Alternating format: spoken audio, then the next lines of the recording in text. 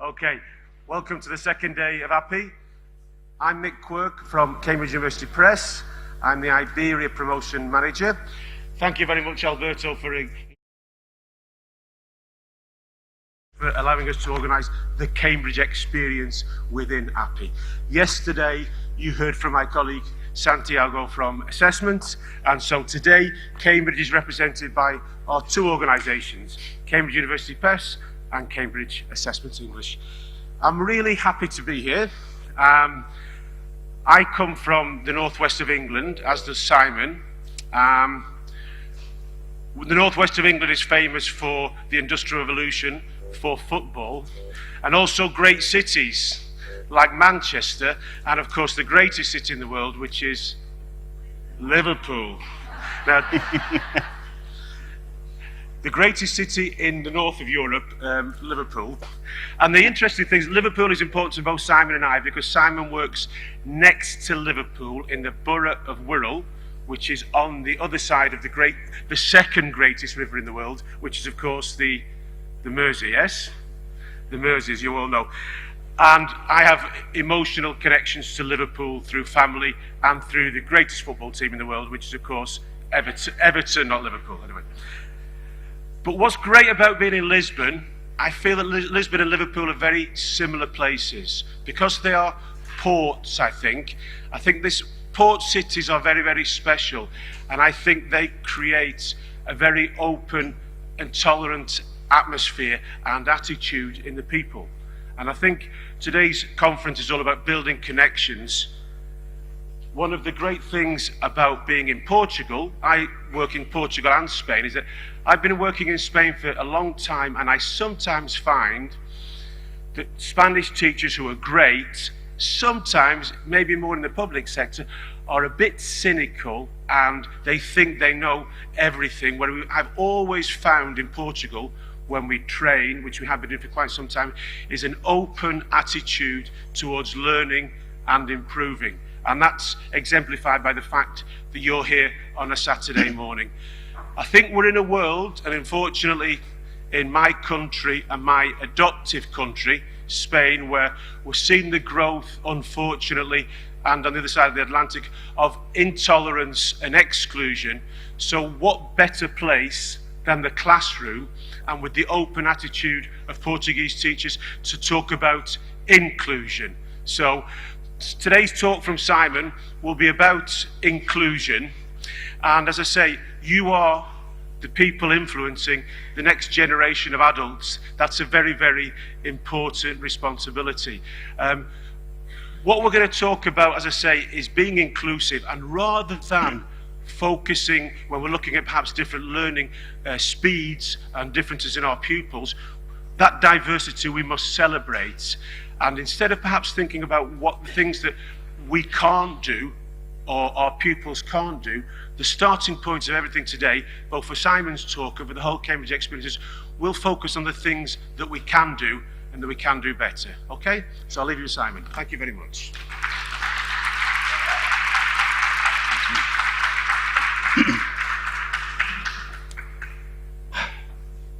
Bom dia. Bom dia. Thank you very much for inviting me back to speak. I spoke last year, first time at APPI. And last year when I started talking, I told a story about my daughter, who was very academically successful and very confident, too confident, and how she really struggled with anxiety when she went to university. And that has surprised us. So I'm going to start today. My son, he started at university in September, okay? And he's the opposite of his sister. He's much quieter. He's not very good at doing things for himself. He struggles a little bit academically. He's done well, but he managed to get to university through hard work. And he went on the Saturday, but my wife was really, really nervous about him. Because she was saying, he won't be able to manage. He won't be able to eat. He can't cook. He can't wash. He can't do any of those things. Have any of you got teenage boys at home? You know these things. So, this on Saturday, she said to me, you're going to have to go and see him. You're going to have to go and see him, see if he's okay. This was on Tuesday. I said, he's only been there 3 days. Doesn't matter. Doesn't matter, you have to go and see him. I'm so anxious, I'm so scared. So I said, I will. I'll go and see him. So I turned up. I went to the railway station in Liverpool, Central Station. I texted him. I said, I'm at Central Station. Where are you? You're going to come and meet me? And he sent one back. He said, yes. He said, I'm just walking down Bold Street. I'll be with you in 5 minutes. Now, this impressed me, that he knew the name of a street in Liverpool. Honestly, because in 20 years living at home, he couldn't find his way to the bathroom, the kitchen, none of those things. But he knew his place around this thing. So I said, I'll meet you. So I went out to look for him. And this is why, because of my wife's anxiety about him, you know, emotions are contagious, aren't they? So I was worried. And I thought, I'll go and I'll look at the street and I'll see him walking down and he'll be all, and I did. So I went out on the street and I thought, where is he? And then I looked up. Do you know the film Saturday Night Fever? You remember? It was like the opening scene with John Travolta. You can tell by the way I move my hips, I'm a woman's man. He was walking down there, the most confident person. Yeah, I own this city. Da, da, da. And it just made me think, beliefs and attitudes and things, we get them wrong, don't we, about children sometimes. And he really surprised. He's just taken to it like a duck to water. He's just taken to it fantastically well. And it's a little bit about what I'm going to talk about today, because although my interest as an educational psychologist back in on the Wirral near Liverpool is in well-being and flourishing, my day-to-day job is going into lots of schools and helping teachers and parents and young people deal with special educational needs. That's what a lot of part of my job is. And I was asked to do an observation recently in a classroom, a primary classroom, and a teacher said to me, Simon, can you just come in and look at this young boy? I want your opinion of him. We've got some concerns about him. So I said, that's brilliant. So I went into the classroom and I said, which one is it? And you have to pretend you're not pointing them out. So she said, that one, just there. So I got him. So I started watching this young boy. And the first thing I noticed was he did pen. You know, if you do this, if you get a pen, a solid object, and you do that in front of your eyes, it wobbles. Have you ever done that? It wobbles like it's right. But he did this on and on. He was wobbling his pen. You try it later. It's very therapeutic. You can do it. And you can't write, as a psychologist, you can't write wobbly pen thing. So I put down perseverance, which means someone who continues doing something with no purpose to it. And then someone tried to borrow something from him, and he wouldn't lend it to them. He said, no, it's mine.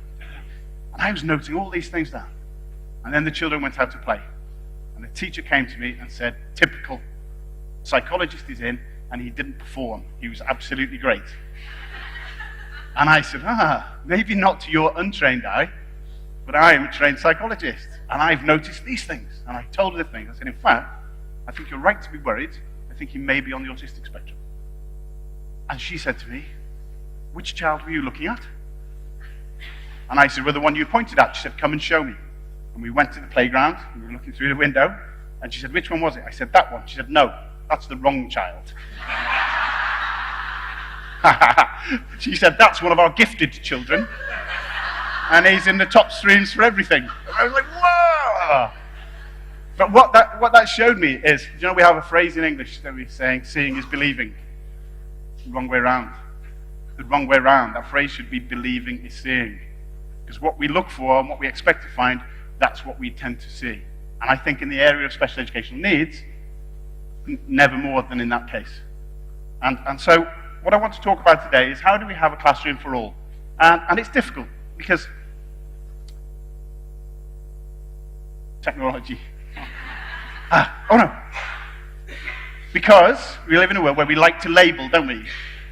We like to label lots of things. And in the area of special needs, we do this a lot. Now, I'm not criticizing labels. Labels can be really, really, really good, really helpful. I was with a young man just at the start of the academic year who I was able to tell him at the age of 21 that the reason he'd struggled all through his school and everything was that he was dyslexic. And that was a huge relief for him that he wasn't stupid as he thought he was. That was fantastic. And sometimes that label's really good for family members to understand the behavior of a child and for their siblings to be able to understand. But I think sometimes we use labels in the wrong way. I was talking to a young girl, and I said, tell me about yourself. And she said, well, I've got autism, ADHD, and one other thing, but I can't remember what it's called. And when I said to her, tell me, what do you understand by autism? She said, I don't really know what it is, but I think it means I'm not very good at talking to strangers. As she talked to a stranger, which was quite remarkable. Yeah, those labels. We all carry labels, don't we? All of us carry labels, and they can be lifelong for us. If you think of some of those that I had when I was a child, I was clumsy, apparently, according to my mother. I used to rush around and bang into things, and she would tell me how clumsy I was. Yeah? I was out with her for lunch just about a month ago, and as I got it from the table, I banged it and knocked something over. And she said to me, remember how clumsy you are. And I said, for about 2 years I'd forgotten, but thank you for reminding me. Thank you for reminding me. We throw those things out, don't we? I met a 5-year-old boy. I said, hello, I'm Simon. He said, hello, I'm Naughty Elliot. Not I'm Elliot, who is a really nice child, but occasionally I'm naughty. I am Naughty Elliot. One of the Cambridge representatives here, I was with her in Valencia a couple of weeks ago, and I said, so what are you doing after the conference? She said, I'm meeting a friend. I said, what's his name? She said, he's called Dangerous Jim. I said, how old is he? She said, he's in his mid-40s, and he's still Dangerous Jim. So we have to be careful of how we use labels. And I think what we do in England is we probably look at categories more than labels, because what happens is we start to think, if we use the labels too much, that we're teaching a dyslexic child or an ADHD child or an autistic child. Actually not, we're teaching children who may happen to have behaviors that when you put them together we call that. But it's not as simple as just giving a label. So these are the 4 areas we would have in England. Cognition and learning, so that might be general learning difficulties, might have difficulties with memory or processing or connecting things and just move at a slower progress than other people. Or it might be specific learning difficulties around one area. But that can mean all kinds of things. The young man I was talking about then, who I told was dyslexic, this is how he described what happened to him in school. This was how it presented to him. His own work made no sense to him a week later, even after he'd written it down. He couldn't organize his thoughts, had to reread and reread to understand them. And the last one, though, he got extremely frustrated, to the point he was actually excluded from school, because he was seen as the real naughty boy. He was seen the real naughty boy, because it was explained by something else. You kind of recognize that. The next category is communication and interaction. So that would be, sometimes that's a speech difficulty, but often that's people with a difficulty understanding social interaction. So you would have a broad thing, perhaps children on the autistic spectrum, who would have difficulty with social relationships and with social understanding. We have difficulties with entering groups and exiting groups and understanding, saying the wrong things, doing the wrong things sometimes. I had a child who went up to high school, and he was on the autistic spectrum, and on the first day, they were all in the hall, and the head teacher of his new big school was talking, and this child didn't understand rules, so he was carrying on chattering. He was chattering away to all his friends, so the head teacher walked up to him and went, no. Put his hand out. What do you think the child did? Yeah! And of course then got told off for being rude and things, and he just didn't understand what was happening there. Yeah? And then that rigid thinking sometimes that can get in the way. Do you have Valentine's Day in Portugal? You celebrate Valentine's Day? Yeah. The ladies all go, yes, and the men are like, never heard of it. What is it? So there was a classroom where the teacher was asking the children to write Valentine's poems. Write a Valentine's poem. And there was a young child with some communication difficulties who started to write it. And his first line is, I love you more than the highest mountain. It's a nice start, isn't it? Quite romantic. I love you more than the highest mountain, which is, no, apparently not. Apparently it's not Everest. Who knew? I love you more than the highest mountain. I'll have to look at this because I'd never heard of it. So the highest mountain, which is Mauna Kea. Mauna Kea. And then this is what he wrote. I love you more than the highest mountain, which is Mauna Kea. Most people think it's Everest. but it's not because they're measuring from sea level. If you measure from the bottom of the sea, and this is in his poem. And then he went on, he said, and I love you more than the deepest sea trench, which is the Mariana Trench. And he wasn't happy enough with that. He then said, and if you were to drop an object approximately the size of a human head into the trench, it would take so long to get to the bottom. And it was beautiful, but it was just not understanding that context. Yeah? So it's being aware that sometimes, and especially a number of children can act and pretend and have learned how to look as if they understand, but really it's all a little bit confusing for them. Then you have some people with sensitive. My Madonna thing is flying around. Is it moving when I move?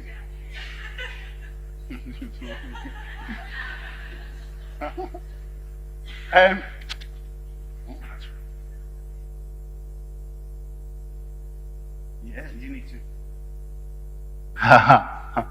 Oh yeah, I can hear it now. Thank you. So probably some people at the back, you haven't heard a word I've said, have you? You're just sitting there going, yeah. Sensory physical, so for some children, for instance, ADHD might fall into this category. You have ADHD in Portugal? Yeah, so difficulties with inattention, with that impulsivity, just doing that and that hyperactivity. Is it gone again? Can I get a thing one then? And so that kind of thing, not able to sort those things out, not able to follow instructions, sometimes wanting to do things quickly. I have great affinity with this because when I was at a conference for health professionals, a school nurse came to me at the end of it and said, Simon, thank you very much, quite enjoyed the talk. I'm just wondering, do you think you might be undiagnosed ADHD? And I said, well, thank you very much. Thankfully, when I was at school, it hadn't been invented. We were just lively kids at that point. But, yeah. And also, oh, that's, yeah.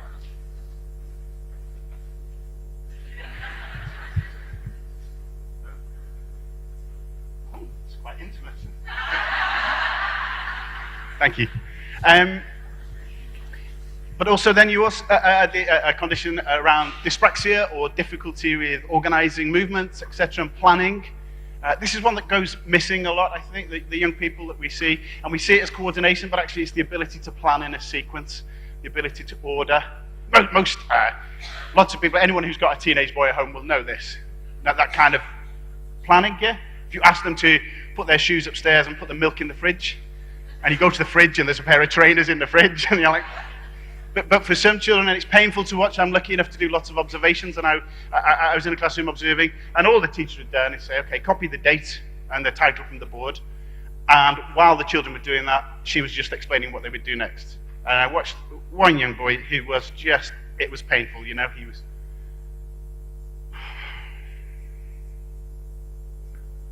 And he lost his place, and he looked, and then he did that, and he finally managed to copy it. No idea what he was supposed to do next. And the teacher was a very nice teacher. When he said, she said, were you not listening? Because all of his attention was just on that motor planning. Yeah? And so I think what happens is that the final category on here is SEMH, social emotional mental health. But what happens for lots of young people and children with these difficulties is they will present with some behaviors or some difficulties or some anxiety or things. And this is where I have a problem with the labeling, because I think what we have to recognize, is that all behavior is communication. So rather than giving lots of different categories and labels, we should recognize behavior rather than label it. We should say sometimes what we see as stubbornness is anxiety. Sometimes what we see as defiance is not feeling worthy, is not feeling able to do it. And sometimes it's about your position and how you recognize having special needs. When my kids were about probably 7 and 5, 6 and 4, my daughter was in the front room with all her friends and my son. So she is the older one. And when I walked in, she was stood at the front, and all her friends were all sat down. And Joe, my son, was in the corner. He was just sat in the corner. So I said to her, what are you doing? She said, oh, I play school. Play school. I said, oh, brilliant. I said, who are you? I knew who she was going to be. She said, I am the teacher. Okay, why are you the teacher? Because you get to boss people around. And then all the other children, well, I'm so-and-so, and I do this, and I'm Mrs. Helper, and I do the milk, and I do all these things. And there's Joe in the corner. And I said to him, Joe, what are you doing? I'm the one with special needs, he said. Because we have those views, don't we? So what I want to just talk about a little bit here is that as practitioners, we have to recognize that children are communicating through their behavior all the time. And we have to recognize that and look at it. And I just want to talk about, this is an old model from Stephen Covey in the 7 Habits of Highly Effective People. I don't know if people have read that, but it's a really relevant one. And he talks about all of us in our lives have 2 circles. We have our circle of concern, and in our circle of concern are all the things that bother us in life. So for lots of it might be the health of our children, it might be the state of the economy, it might be climate, it might be lots of different things. And then we have a much smaller circle of influence. Those are the things that we can directly impact on, but we spend an awful lot of time in our circle of concern with things that we can't do anything about. I think special educational needs in classroom is like this. Okay, so our circle of concern around it would be, we haven't got enough support, there's not enough money, government policy, the economic things, the curriculum that we have to deliver, lots of those things, and I acknowledge those. I think that's exactly right. However, by doing that sometimes, we forget what's in our circle of influence. And what I want to concentrate on, okay, given all those things, and it would be ideal if we had lots of funding and lots of support and things, but if we don't, what are the things we can do to make a difference for every child in our classroom? In terms of that influence, then the next, for the programme, I just need to say this, the next Cambridge workshop is about how you create that classroom and lots of activities. And then the one that I'm doing on the programme has changed.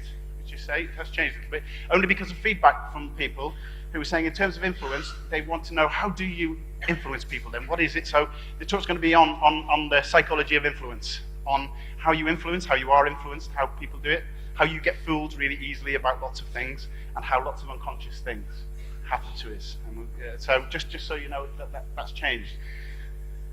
So, circle of influence. So a little task for you.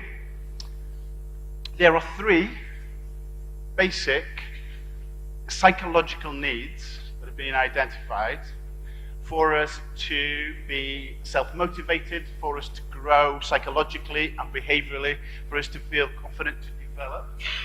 Just with your person next to you, what do you think those 3 psychological needs that we all have might be? I'm not talking about their security and safety things, the psychological things. Just have a think, what do you think they might be? What 3 things do human beings need in order to grow and reach their potential? This is one of the most researched models in the world. Just 1 minute, just see if you can think. What would those 3 be?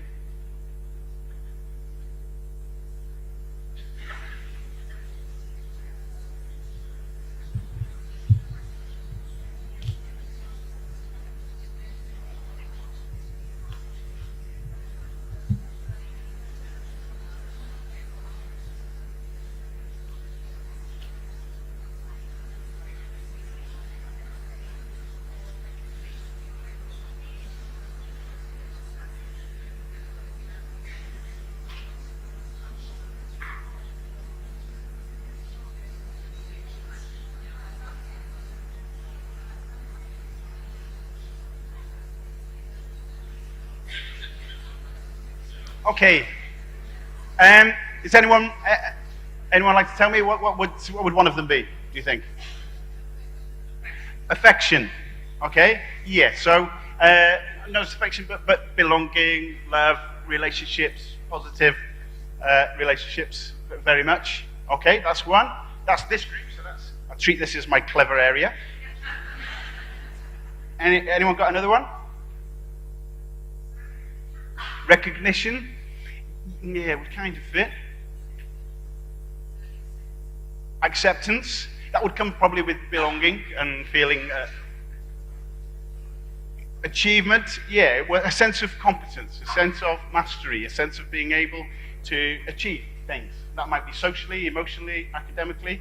And then the third one. What was that one? Esteem. Esteem would come from having these things. So if you feel competent, and then that leads you to do something that makes you feel better. I'll show you. This comes from self-determination theory, Detchi and Ryan, who this applies to individuals, but to organizations. Over 30 years of research, really valuable. The three basic human needs: relatedness, what we talked about, the need to feel competent and effective, and the need for autonomy, the need to feel in control of our own lives. This is the same for all of us. Huge amounts of research, fascinating thing. I would argue that children with special needs struggle in each of these areas. They struggle to feel competent. They sometimes feel socially distanced and struggle with relationships. And they lack autonomy, sometimes because of the best intentions of us who over-support and provide and don't allow that autonomy. So I just want to look at these three things. And the first one is competence. And competence, the most important thing, are our beliefs and mindset. The beliefs and mindset of the child, but also the beliefs and mindset of the adult, of the teacher, because we get lots of things from people about their beliefs. I suppose the first one that I'd just like to ask you is this one. Our beliefs about inclusion. So just again, in twos, just which of these are facts and which are myths? Just see what you think. Just have a little chat on your...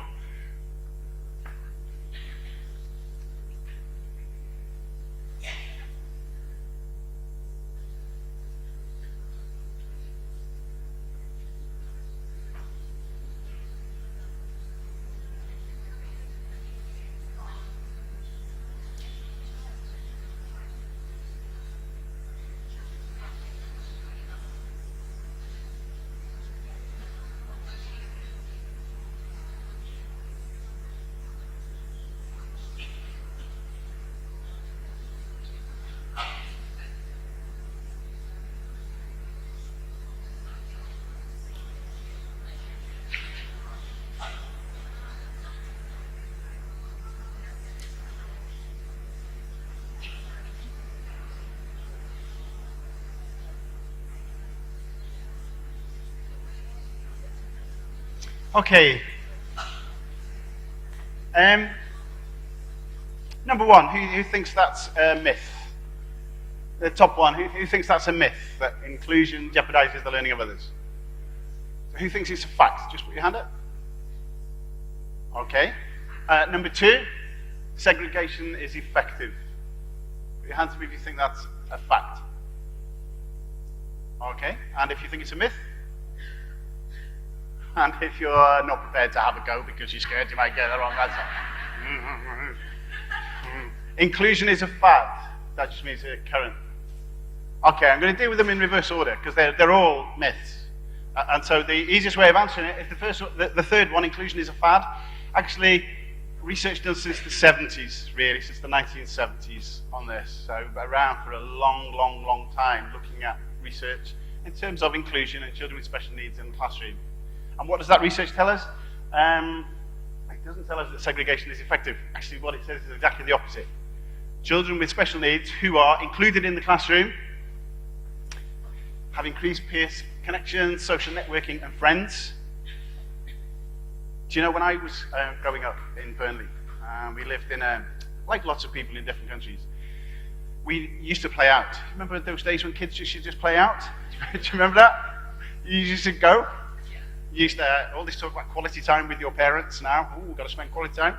We used to get back from school, have our tea, and then my parents would say, sod off, go on, get out of here. We'd just go and play. You remember that? Was that the same in Portugal? You used to go and, yeah. And someone said to me once, yeah. And even if you wanted a wee, you didn't go in case your mum kept you in. Yeah. Didn't affect men. Men wee anywhere. We don't mind, but that's a different matter. So in our area, we knew everyone for streets and streets around. All the kids used to play together, yeah? And then there was Dorothy. Dorothy went to a special needs school. She was lovely, but she had learning difficulties. And we had a little shop in the centre of our community. And you'd go there, and occasionally Dorothy would be stood outside. And if you were there, so if I was there with my mum would say, go and talk to Dorothy. And you'd go, oh, hello, Dorothy. Oh, come on. Now, she may have gone to the very best provision, fantastic educational provision, but not a single kid in the area knew her or played with her or knew anything about her life, and she wasn't part of that. That's the difference. It's not about quality of education, it's about this, networking and friends. Exposure to that, they exposed to real life, to be able to leave school. And interestingly, higher academic outcomes for children with special educational needs in classrooms. But probably the most important thing isn't about that. All the research shows that your life outcomes for children with special needs who might be in segregated provision are less likely to be employed, more likely to suffer from mental health problems, more likely to live in poverty, etc., etc. So this is not an academic thing. This is a human rights issue, really, in terms of where people should be educated amongst their peers.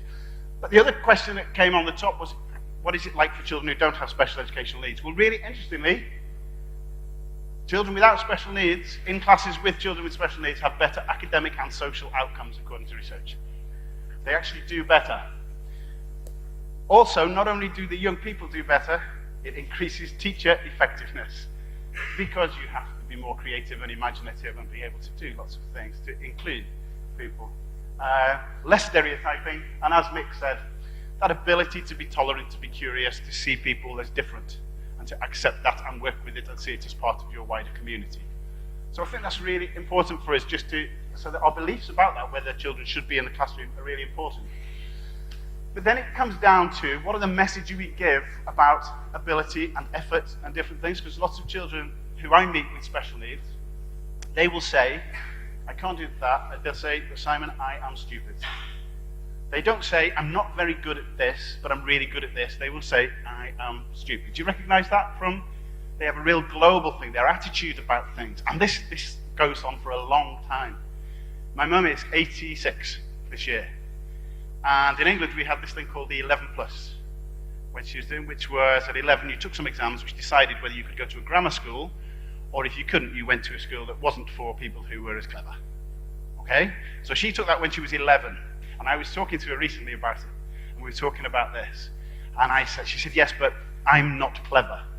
I'm not a clever person. And I said, why are you saying that? And she said, because I failed the 11 plus.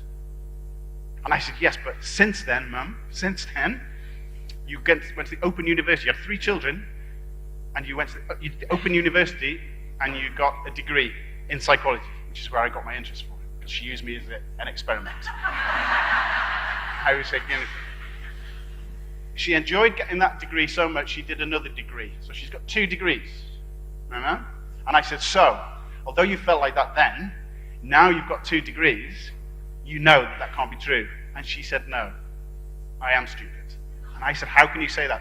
Because if I was clever, I would have passed the 11 plus. For 70 years, that's held her view of ability.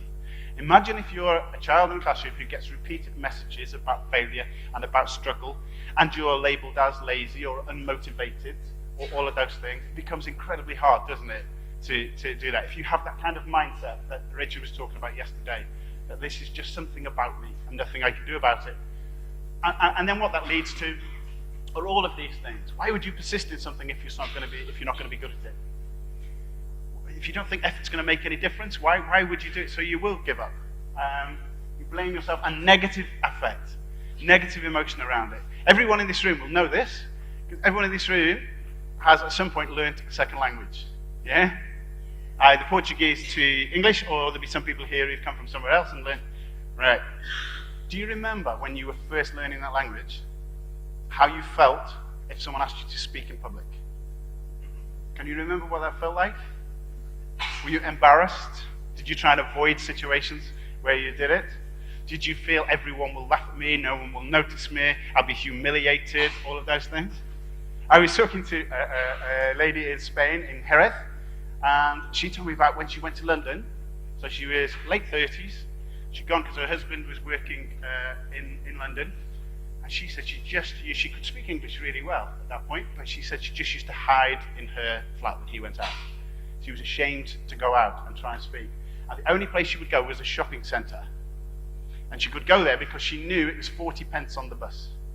So she didn't have to speak to the driver, she said. She would go on and just put 40p down and get on, and she was happy with that. And then one day, she said, she got on the bus, put the 40p down, and the driver just said, "Where to, love?" And she went, "Huh." I said, "What did you do?" Was that the breakthrough? She said, no, I ran off the bus and I didn't go to the shop. We all feel that. Imagine again, if that's your everyday experience. Then what happens is that feelings of humiliation and embarrassment and self-blame, they get in the way of engagement and creativity. They get in the way of curiosity. You can't be curious if you're feeling like that. So we have to think about how we deal with that. This is just a quote from Richard Branson, just to show how we misrecognize children's strengths. He was just called lazy at school. It was actually he just couldn't keep up with certain things that were done. So what do we have to have? We have to change our expectation. We have to have a higher expectation of children. I think we damn young children with special educational needs and young people by low expectation. By low expectation of effort and ability. We've got to have much higher expectation for them. Let's get them. People seen this before? This down here, that's the challenge level, and this is the skill level at the bottom. Too many people. So let's, for instance, say you're a good chef. You quite like cooking, okay? If someone asked you to cook, if the challenge level is too much, I'd like you to cook for 100 dignitaries in a palace, you'd be like, that becomes anxiety-provoking. But if someone says, I just want you to make egg on toast for one person, then that's kind of, the idea is you get the challenge and the skill to meet, and that gets your sweet spot, yeah? Too many children with special needs, they're down here. They're down here. The challenge is just withdrawn from them. And they end up either apathetic, or some of them, to be honest, some of the children only microphone. You really shouldn't laugh at someone with ADHD. Yeah, sorry. I'll put that in my pocket. Because I'm right-handed. Some children are here. The challenge is taken away. There's no real expectation. And they're just like, oh, this is nice. I'll stay here and get all the nurture and all the help and things. And for some children, it's too high. So they just feel anxious. Do we kind of see it? Or you just get apathy from them. I met a young boy who was struggling with writing, and so I just said, do you know, if the teacher gives you some work that's too hard, writing, what do you do? She said, just go and tell her, and then she lets me draw. That's kind of, no, that's not. What you've got to do is you've got to work. Does anyone do yoga? Does anyone do yoga? Okay, do you want to just come and show us a couple of moves? No. In yoga, there's this concept of working the edge. So that's so those who don't know, you get asked to get into a position, and then you get as far as you possibly can. You can't go any further. And then the person will say, we'll just say, okay, relax, breathe, and just see if you can find any extra. Is there anywhere else you can go? And you're certain you've reached your peak, and that's your edge, and then you can always find that little bit. That's where you've got to be working with. Find their edge. Work their edge. Just challenge that a little bit. Don't withdraw it, but don't do too much. Find that balance. And it was like a young boy with dyslexia who was having a fantastic time in year 6, and he'd really struggled through school, but when he was 11, he was having a great time, and he used to be like, and when I said to him, how come you're enjoying school? He said, I don't know. He said, but sometimes I'm so into my work, I forget that I'm dyslexic. I forget that I'm not supposed to be able to do it, because he was so engaged and immersed. So it's about making sure we find that level, and understanding there's a difference in making sure that people are learning rather than just occupied. We have to be really clear, because if you want to get that sense of competency, you have to feel you're achieving. We have to make sure the challenge of sports is right, and we have to get our goals right, goals that we give to children. Lots of children with special needs don't understand what the purpose is. I think Richard, I don't know if anyone saw Richard's talk yesterday, probably the best talk I've seen for a long, long time, I have to say. So anyone who saw it, who's privileged to be in there, Richard, it really was. But you talked about why. The why question for lots of children, they have absolutely no idea why they're doing things. And it's just hard for them, and they do it. Do you know, we know what we want them to do. They don't know. I took my son, when he was little, to a place in Wales, and we went to the beach. And we were on the beach, and it was one of these beaches where the sea is miles out. Do you know that kind of thing? And he said, I want to go in the sea, Dad. I want to go in the sea. I said, fantastic. So I took him, we walked, we just got to the edge of the sea, and he said, I need a wee. And I looked back, and it's about half a mile back to the toilet. So I said to him, tell you what, son, go in the sea like your dad does. So it's a rite of passage, isn't it? Teaching your son how to go in. So I said, we in the sea. And he was like, can I, Dad? I said, yeah, all men do it, don't worry. Now, I knew what I wanted him to do, okay? Because we're there just paddling in a tiny bit of water. I knew how you do this without being seen, isn't it? You go, no. He said, can I, Dad? I said, yeah. Fantastic. Woohoo! No, you go to your waist. Are you stupid? Because we have clear ideas of where we're going and what we're doing, but unless we make that really explicit, children go, and we give them performance goals rather than mastery goals. I talked about this last year. We give them goals that sometimes they're unattainable to them. That's just too far away for lots of children. Does anyone go to, in Portugal, do you have a theme park, a fun fair kind of Disney type thing? What would that be called? Okay, now, if you go there to a theme park or wherever, and the best ride in the place, what's the queue like?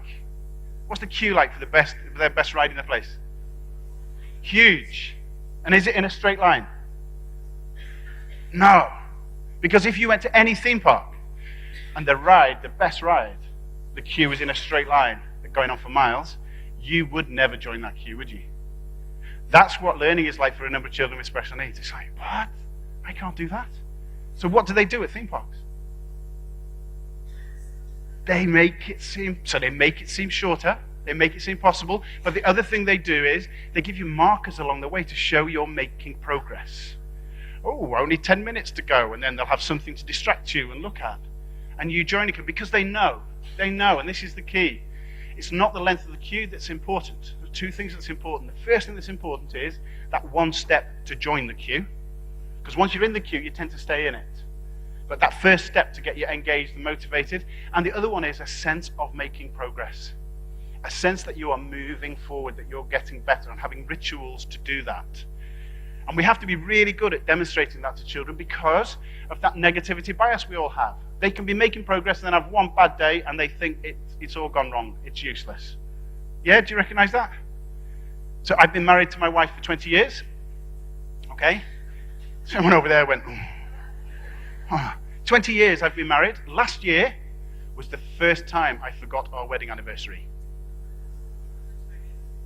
Listen to the audience. But you're just like her. You just reacted like her. I expected her to say, you've forgotten it this one year, but for 19 years you've been on point. And on balance, that's a very successful track record. 19 successful years. But no, she didn't do that. You selfish. Because we overemphasize that, don't we? So you've got to have rituals in place to show that progress is being made. And within that then, in order for children to feel they're making progress, we've got to have a focus on strengths. We've got to have a focus on what children can do, not what they can't do. The special needs agenda is always about deficit and identifying it and being able to label it and do those things. It becomes much more important to identify strengths. And we're not good at it in education. We're good at identifying certain strengths, but not others. Paul McCartney, I just put this up because when he was at school, he was asked recently on an interview about music at school. And they said, he's like, no, not at all. Because the teacher thought I was rubbish at music. He couldn't get in the choir because he was told his singing wasn't good enough. Paul McCartney wasn't allowed in the choir because he was so... It's fantastic. At the same school, George Harrison was at the same school. So somebody in the late 50s had two of the Beatles, a music teacher, in fact, had two of the Beatles in their class and didn't know they were any good at music. That is a worry. That's a worry, isn't it, in education?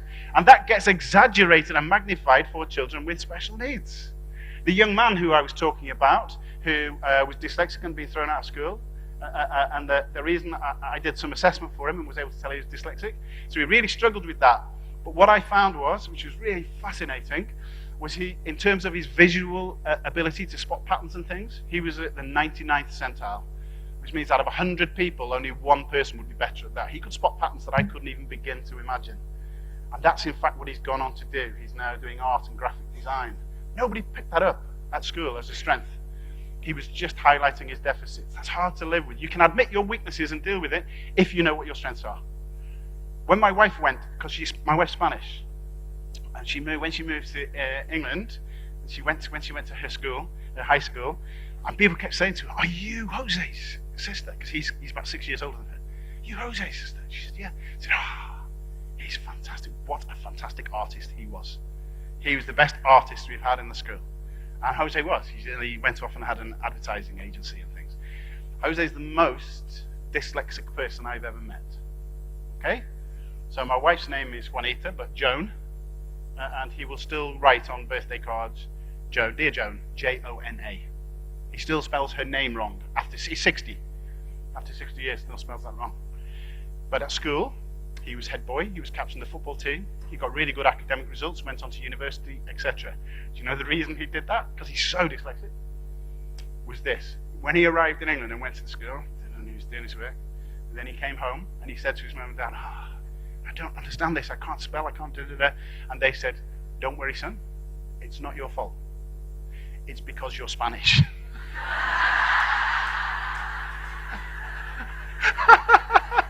It's true. And he went, great. That's what it is. But he had an excuse, a reason for why he found it difficult that wasn't to do with, "I'm not clever. I'm stupid. I'm an idiot. I'll never get this." And so it didn't affect him. He just thought, "Well, I can't do that bit, but I can do all this." That's the key, being able to do that, isn't it? Whereas my wife, loads of teachers came up to speak to her about her brother, and she said, "I was there for 6 years, and every day I was waiting for someone to tell me what I was good at, and nobody ever did." And she left thinking that she was no good academically, socially, etc. So it's about finding those strengths. Then we're on to autonomy support, giving autonomy, being able to allow people to make their own decisions. I think it's really important. This is not just about choice. This is not just giving people choice, which we sometimes say, just give them choice. Actually, choice is paralyzing. It's a bit overwhelming for us. There's too much choice. Choice is really bad for some people. You need to give much more limited things. Do you get that choice thing? Like if you're trying to choose a mobile phone or you're trying to choose something, there's too many things. Trying to choose cereal in the supermarket. There's hundreds of them. I tell you where you can really see paralysis by this. Choice is Valentine's Day, which I mentioned before. Valentine's Day, the day before Valentine's Day, if you go to any card place or supermarket, this is what happens in England, lunchtime the day before, if you go in there, all the men are buying a card. The day before thinking, "Oh God, forgot about it." So they all stood, and so I would do this typically. So I went to the supermarket, and there are hundreds of men, all stood there, in front of thousands of cards, all stood there going, "Oh. Do I go funny? Do I go romantic? Do I go puppy? Oh, I don't know what to get." And then you'll occasionally get someone who'll go, €3.50? No. So we're all stood there, paralyzed by choice, and this guy walked up. He was brilliant. He went, "Excuse me, lads." And we all stood there going, "Oh, what a man, what a man." And as he walked away, he just said, "It doesn't matter which one I get, it's always bloody wrong," and walked off. Really fantastic. Fantastic. So autonomy support is not just about choice. It's about helping people make the decisions that matter to them, about creating the curriculum together and things. It's about giving them skills, not always jumping in and rescuing. A really simple thing that lots of schools in England would just have this: 3 before me. Before you come asking me for help and support and things, have you used your brain? Have you used a book? Have you used a friend? And then come to the boss. It's trying to give kids skills. And if you give them that, then they get a sense of mastery as well. A teacher working with a young girl who had lots of difficulties with her learning was telling me this story. This girl was really struggling to do this piece of work, but allowed her to be autonomous to struggle. Thought struggle was okay, frustration. And then she said to her teacher, "I'm just going to go to the bathroom." And he said, "Oh, do you need the toilet?" She said, "No, I want to look in a mirror." And he said, "Oh, why?" And the girl said, "Because I feel really proud now, and I want to look in a mirror and see what pride looks like on my face." Because she hadn't felt it before, because she'd never been allowed to really struggle and do things. And then it becomes about differentiation. I'm not going to talk about this a lot. There is a pack that will go onto the APPI website with lots and lots of different ideas for differentiation, for how we change things in the classroom. But there are some generic ones, like, don't assume that children know how things link. You've got to link it for them. You've got to make that link explicit. And rather like that young man I showed you, he can't remember what he did last week. So don't expect. You've got to do that. And to break tasks down for those children who have difficulty sequencing. One of the big problems we have is we go from abstract. We introduce concepts and think children will just get it. And we've got to be more concrete. So we've got to give them, allow them to touch it, see it, visit it. This was a young lady who I saw in a classroom recently, where the teacher said, "Imagine you are a cloud. What would you be doing?" Isn't that lovely? Imagine you're a cloud. What would you be doing? This was the kid's answer. Lovely. I'd be watching Die Hard. and the teacher went, "You can't be watching Die Hard. You're a clown." And the kid said, "I like Die Hard." You've got to introduce concepts in a more concrete way for some children, because they just don't think like that. And they're just confused and lost. So much more hands-on, or visits, or different things like that. Make it relevant and salient, really, for young children. For some children, for all of us, we need that, don't we? But for some children, their area of interest is very narrow. Very narrow. Wrong microphone. Thank you, Michael. It's really narrow, isn't it? And a similar thing, I was watching a teacher with a group, and they'd been doing the Second World War for weeks, and then said to this girl, "Right, you're going to write a story, and I want you to tell me where it's about the war, where is it going to be set, and who are you going to be with?" And she said, "Well, my story is going to be set in Candyland, and my people in it are going to be Uni the unicorn and Coco the cat." And the teacher said, "No, you can't. It's about the war." She said, "Oh, okay. It's going to be in Candyland. It's going to be with Uni the unicorn and Coco the cat. And it's going to be at Uni's house." And the teacher said, "But what's that got to do with the war?" "Uni lives in an air raid shelter," she said. That was it. Because sometimes you have to go with that, don't you? You have to go with that small area. You have to link that in. I'm just going to go past that. And then the others, pacing, make sure there are breaks, make sure that you understand that some children, it takes longer to process. It's harder for them. If I asked you, what's 2 plus 2? What's 2 plus 2? Okay, that's easy, isn't it? You don't have to do any thinking. What's 15 times by 28? For some children, their learning doesn't get to that automatic level, so everything is harder. It takes longer, so you've got to pace it and not expect as much. And give them ways of understanding in different ways. Can they do it through role play? Can they do it through art? Can they do it in groups? Can we change the environment in terms of routines, in terms of where people sit, in terms of noise, in terms of visual supports and things? Do we use our technology well? And do we use collaborative grouping so that young people with special needs can contribute in lots of different ways that isn't always exposing what they're not good at? And the other thing that we do much more now is have a one-page profile for young children with special needs. They co-construct this, they write this, and it's about what do people appreciate about me, what are my strengths, what's important to me, and how best to support me. So instead of delivering things to children, you actually give them a plan that they own and they add to and they write. So this works for me, this is what I like, this is how it is. It becomes a two-way communication rather than how do we best support them. Because it's not about treating everyone the same. It's really important that we get this wrong. Sometimes we think it's about treating everyone the same. It's not. It's about treating people substantially differently in order that they can access the same opportunities. And we get it wrong if all we do is try and treat everyone and say, I did exactly the same for everyone. And so I want to just finish now in the last 5 minutes with the third one, which is the most important and what this conference is about. That connectedness. That relationships are key. Lots of children with special needs feel socially distanced. And the reason they do that they don't feel they belong, is because what the research would say, the same for all of us, they don't feel worthy of belonging. They don't feel valued enough because they don't think that you recognize their competence or different things. James Cormer said that no significant learning can take place without a significant relationship. Has anyone seen the TED Talk Rita Pearson? Unfortunately, she died recently. But every kid needs a champion. Have you seen that one? Where she talks about every kid needs a champion. How do you champion them? And in the talk, she mentions a teacher who she's speaking to about this, who says, listen, I'm not paid to like children, I'm paid to teach them. And she said, well, I've got news for you. Children don't learn from teachers they don't like. It's a simple equation, isn't it? A child who I was working with recently had just moved to a new school, had a really difficult time because of their special needs weren't really recognized. but was in this school and doing really well. And after being there a short time, the teacher said he bought in, when he came into the classroom, he bought in £1, €1, and gave it to her. And she said, "What's that for?" He said, "I just love being in your class. I just bought £1 to show that." Another one, just on Wednesday this week, I was working with a little tiny girl who'd come into a reception setting, and she was like in a bubble. She had no interest in the other children. She couldn't connect to teachers or anything. And I went in to see her a few months later, and they just worked on relationship. That's all they worked on. And in the middle of the class, then the teacher, to get attention, does this. All the children start doing this. And I watched this girl. She was brilliant. So before, she wouldn't look, and she used to just be there with her head down. She looked at the teacher, and then she looked at the other kids, and she started doing this as you go. And I thought, she's really belonging now. And then she looked at me, who was stood like this, and she was going. She looked at the teacher, then she looked at me, and she went.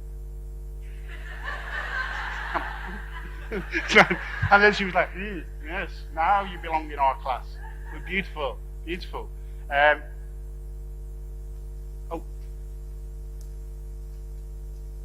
we get that to play? Is anyone in that room? Video?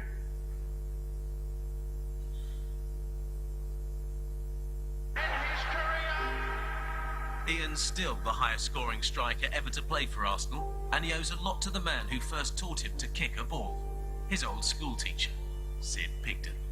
As I haven't seen him for, 23, 24 years, so he would now be expecting me to be 6 feet under, I would think. I don't actually think, he probably won't recognise because he won't believe it's me.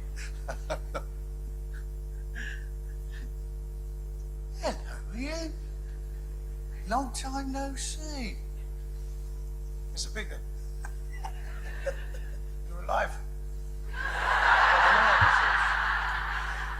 How are you doing? I can't believe it. Someone said she was dead. As you see, I'm very patient, and I'm so glad you've done so well with yourself. He was so supportive all the time. He kind of like had me as he's kind of like a special guy.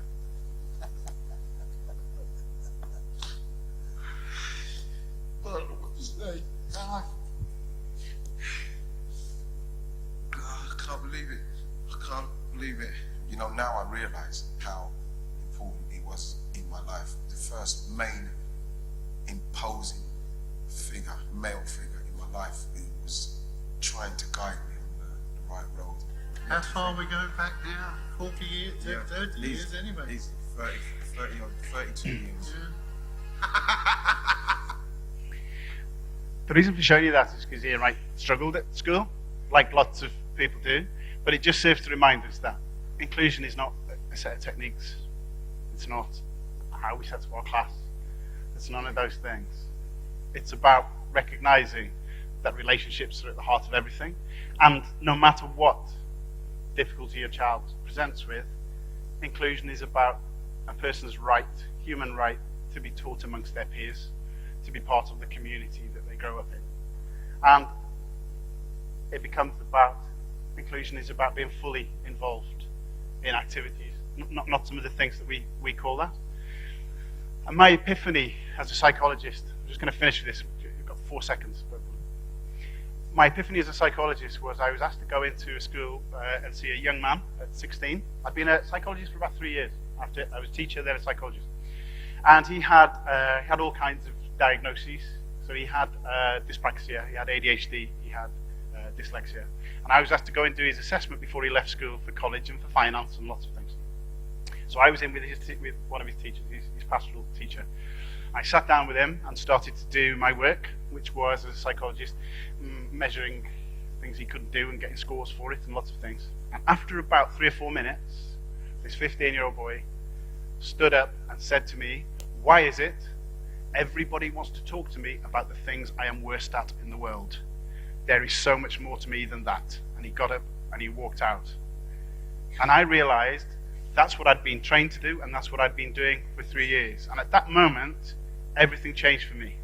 And I realized the way forward, working with children, all children, for children with special needs was not to focus on deficits, but to focus on strengths. Not to focus on problems, but to focus on solutions. And not to see kids as a difficulty, but to see kids as a resource. And to change my attitude about having a classroom that features one classroom for all children. And if we struggle with that, then I like this. If a child can't learn the way we teach, maybe we should teach the way they learn. Thank you very, very much for your time today.